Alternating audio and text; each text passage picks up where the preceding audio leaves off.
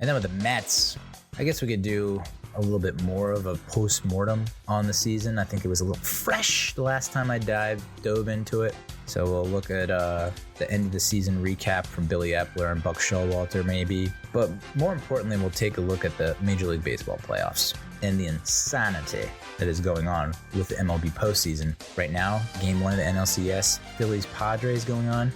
We all saw that coming, right? If you're a Dodgers fan, what are you feeling? If you're a Braves fan, what are you feeling? So we'll go over all that and more. We'll briefly talk about the Mets. I'll try and keep it brief. Not a whole lot to say. After everything that's gone on, I just watched the Phillies beat the Padres in game 1 of the NLCS in San Diego. So if historical data trends is anything to pay attention to and anything to subscribe to, seems like the Phillies are going to go to the World Series. Sucks. I was glad when they beat the Cardinals. I was actually glad when they beat the Cardinals. There, I said it. I was actually glad when they beat the Braves. There, I said it. Not so great if they beat the Padres. I just don't want them in the World Series at all. Like I've said, my pick after the Padres beat us was like, Padres need to go to the World Series. I don't want to see the Dodgers in the World Series. I do not want to see the Braves in the World Series. I for sure don't want to see the Phillies back in the World Series. So Padres or bust. And they just lost game 1 at home. Got shut out, I think 2-0. But this is where we are. Phillies, Padres.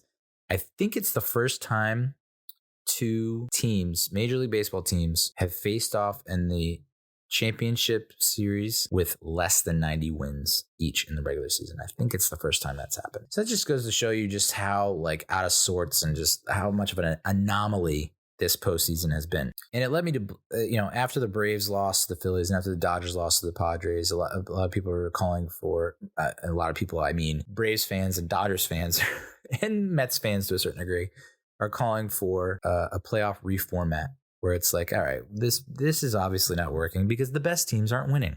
It's like, and that's why we need to change everything, because the best teams are supposed to win. And I think that's the actual argument against the playoff reformat, is that that's what the Major League Baseball wants. Fucking chaos. They want chaos. So, and they got it. Phillies, Padres, NLCS, catch the fever. Oh boy. So, yeah. But it's still disheartening. And I don't know that more games, because I see a lot of people saying, well, the wild card, the LDS needs to be 7 games, like the LCS. The divisional series needs to be 7 games. It needs to be longer. And the wild card, 3 games, I guess, but it should be a best of 5. And it's like, but you were just saying that 162 regular season games is too many. And now you're saying that in addition to being very good in the regular season to make the playoffs, you now have to win even more games in the, it's just like, we're kind of, all right. I personally like the 3-5-7. I think that's fine. I don't think you need to get too much crazier than that. The 1-game wild card I couldn't handle it. And I don't know, and I think it is interesting how you can go 16-0 in the NFL regular season and lose in the wild card or the divisional round. And that's pretty gut wrenching. I think that hurts a lot, right?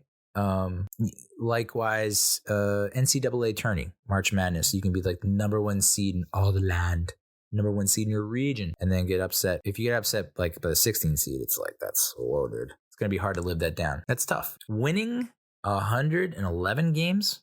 Is that what the Dodgers won? Getting the number 1 seed, getting a bye, and losing in a 5-game series to a team that you freaking dominated in the regular season. I have the numbers here. Let me see if I can pull it up.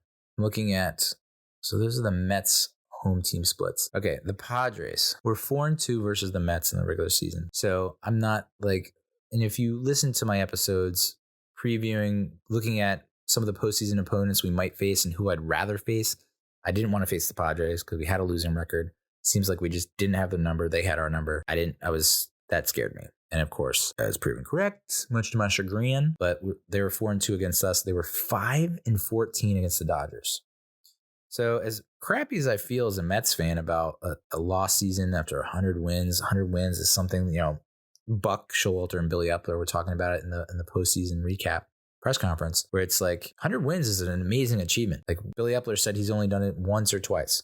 Buck Showalter, one of the most storied, long-running managers in baseball history, lots of games played, said he only had it once or twice. So incredible achievement. Glad it happened. It's nice to have that on our belt, but like not having a division title, not advancing in the postseason, losing in the opening round, like that's gonna sting for a while. That's gonna stick with me. You're pretty much always gonna look at that 1 win season and be like, what? What? So, and the Phillies were 8-11 versus Atlanta in the regular season. It's hard to care about the regular season anymore. It just really is. It's now like, I don't care if we win the division, just make the playoffs. It's literally just do what the Phillies did. Just win enough games to make the playoffs. And then it's all bets are off. All bets are off. It's all out the window. It's completely new, fresh, clean slate. That's essentially it. That's it. That's my MO heading forward, is like, I don't care if we sweep teams. I don't care if we win series. Just win enough games to make the playoffs. If that's 88 games, if that's 89 games, I'm totally fine with that. I'm totally fine with that. I mean, we're 90-72 when we went to the World Series in 2015. In most years, that doesn't make the playoffs. So, and I think back to all those Mets teams in the 80s and early 90s where it was like they could win 100 some odd games and not even make the playoffs. Insane. I tweeted this poll: what's the most difficult championship to win in the core four sports? Stanley Cup, NBA Finals, Super Bowl, World Series, and by a large margin, it's the World Series. You can make the argument for the Stanley Cup and Super Bowl because there's an extremely physical, taxing sports. I would say the Stanley Cup is harder than the Super Bowl, only because Super Bowl you have like 16 games or 17 games, extremely physical, extremely, take a lot out of you. But like hockey, I would argue, also takes a ton out of you. And you have to do it for 80 some odd games in the regular season. So, and then no one voted for the NBA Finals, which just goes to show what, like, I don't know. So I would say World Series and Stanley Cup and then Super Bowl. But it's close between the Stanley Cup and the Super Bowl. But I just... they'll never shorten the season. I mean, and I said this last time, wouldn't it just make sense to have 82 games? It's the same amount of games as the NBA and NHL. I don't know that you're missing much. You can fill in the gap. Like there'll be less overlap with football, I would think. And you wouldn't run into you'd still have it over the summer when there's not a whole lot of sports going on. That July, August would be still intact. It's just like April baseball is so meaningless. And like, not to get like nihilistic, but it is so freaking meaningless to have April baseball. I would say even most of May baseball. I decided to I know we did a post-mortem on the Mets season last episode, but I wasn't in the mood to do more of a deep dive, but taking a look at like the splits, like the win-loss splits and all that, 40% of our wins came against the Marlins, Nationals, and Phillies. 13-6 for versus the Marlins, 14-5 versus the Phillies, 14-6 versus the Nationals. We were 41-17 against those three teams. But you would switch seasons with the Phillies in a freaking instant, dude. 10-2 in extra innings games, sweet. 21-15 in one-run games, pretty good. And then 9-11 in interleague games, which I guess shouldn't bother me, but does. I don't know why. I guess it's because like if we do get the World Series, like we're not going to win because we stink against AL teams for some reason. But I can see why, I don't think the manager is going to put a lot of weight on those games and try to win all those games like he would in a divisional opponent or even a National League opponent. Our records versus playoff teams. 4-3 versus the Dodgers, 9-10 versus the Braves, 5-2 versus the Cardinals, 2-4 versus the Padres, 14-5 versus the Phillies. So we were 34-24 versus National League playoff teams in the regular season. But if you take away Philly, we were 20-19. And honestly, the Padres were the worst case scenario. I mean, you look at like we could have faced any other team, and I would have had more confidence in us winning the series. Phillies 4-3 versus the Cardinals in the regular season and 4-3 versus the Padres. So I guess it shouldn't be that shocking or surprising that they beat the Cardinals. And now that they're up one game against the Padres, it's like you wouldn't be that shocked if they beat the Padres. We were pretty bad against the AL playoff teams. 0-5 versus the Astros, 2-2 against the Yankees, 1-2 versus the Mariners, 3-9 total. We didn't play the Guardians, Rays, or Blue Jays. So I don't know. I don't think we need to change the playoffs. I would love to have less regular season games because we put ourselves through hell all the way up until the final friggin' game of the season. For what? We were out. We were done after less than a week. After a weekend, we were done. And that's why baseball and the World Series is the hardest thing to do in professional sports. Has to be. To win enough games so that you make the playoffs and then make a run in the postseason, it's the most difficult by far. But if anything, if what I've learned, and I might have said this last episode, is like, hey, maybe Francisco Lindor doesn't have to play 160 games in a season or 150 plus games in a season. Maybe Pete Alonso doesn't have to play 150 plus games in a season. I mean, Greg, good for you. I'm happy. But like, maybe this is the reason why we hit a wall towards the end of the season, because we had guys playing too many games where they didn't need to. And we were pushing too hard to win this division. And ultimately, I think that might have cost us. My 2 cents. Take it or leave it. You most likely will not take it. And then I'll finish with this. I came out across this Reddit post. It was titled, the title was 85 Vibes. And it says, yeah, the end of the year sucked, but for the first time in a long time, watching Mets baseball was fun. Personally, I'm feeling 1985 vibes again. 84 was a nice start after a decade of embarrassment, but 85 was set to be exciting with Gary Carter's game-winning homer, the extras off the cards in Game 1. Great season until we went to St. Louis towards the end, and we just weren't ready. We won 98 games, but the Cards won more. The same thing this time around, but we got 3 extras with the wild card. Had a great season after years of irrelevance and then came up short.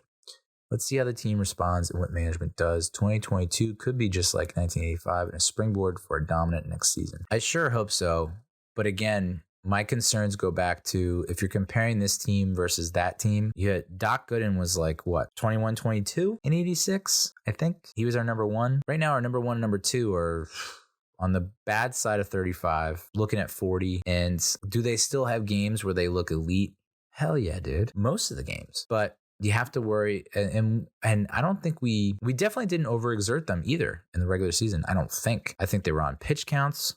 Buck did everything he could to manage them throughout the season, but I think that's what just happens a lot of the time. And so that's why I don't feel as great going into next season with them as our 1 and 2. Yes, they've been a 1 and 2 every other season just about, but I don't know that you can confidently say that this is our 1 and 2 heading into 2023. So I am hopeful. I do think we'll make the playoffs next year, but it's like, let's just...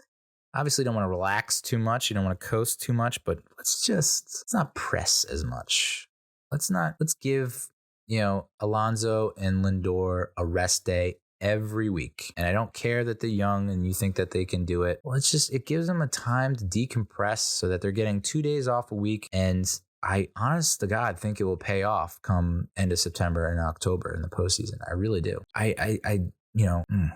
Who would you rather have, Edwin Diaz or Jacob deGrom? At this point, I'd have to say Edwin Diaz. He's younger. He looks like this doesn't look like a fluke. He did it over the course of an entire season. It looks like he's hit his stride. It looks like, he could be our closer for the next 3 to 5 seasons. And that's really, if you think about it, the window that Steve Cohen was looking at in terms of winning a championship. So I think you put your money to Edwin Diaz. Now they're definitely all, KFC from Barstool was saying that like you owe Jacob deGrom back pay. And so that's why giving him, that $40+ million, $43 million, even $50 million a year is payment for his past accomplishments, which is like, I hate doing that, but is there another way we can go about that?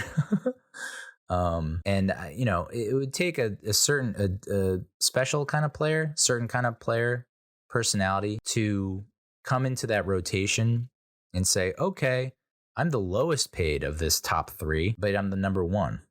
Like, it's like, hopefully you can look past that and be like, okay, this is an opportunity to win a World Series. So if you're trying to like filter out and sort through all the free agent pitchers that might be available and out there, of which I don't think there's a ton. It seems like there's a lot of older pitchers in the free agency market this upcoming offseason.